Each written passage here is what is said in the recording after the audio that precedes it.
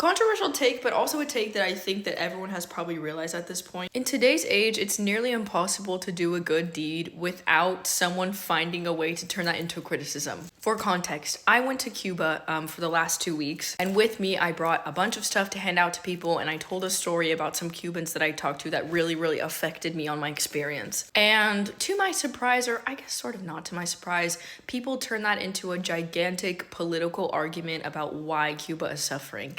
To be honest, I run an educational platform here and a pretty lighthearted one. I don't shy away from politics here because I think that they're not important. I try and remain a neutral stance to make this a safe space for anybody. And so, whether you believe that Cuba's situation is the way it is because of the United States or because of Cuba itself, that really doesn't matter to me. Because when you're a human, and you see other humans suffering, I don't care what your nationality is, obviously that's gonna affect you. Whatever the reason is, Cubans are suffering.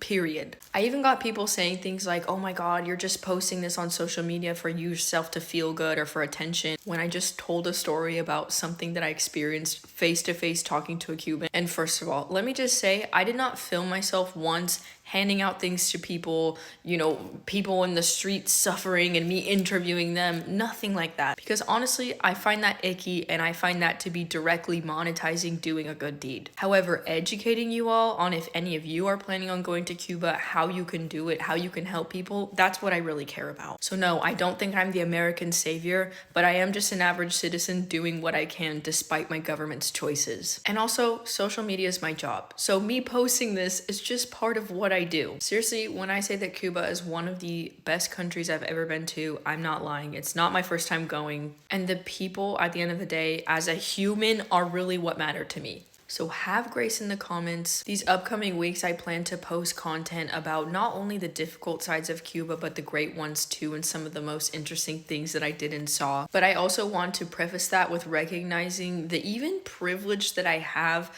to be able to be from a country like the United States. At the end of my trip, I got to go home back to my comfortable and my easy life. And all of the people that I met and talked to and helped last week cannot. So at the end of the day, whatever you believe, that's completely fine. You're entitled to that. But my goodness, have some heart for the people who really need it.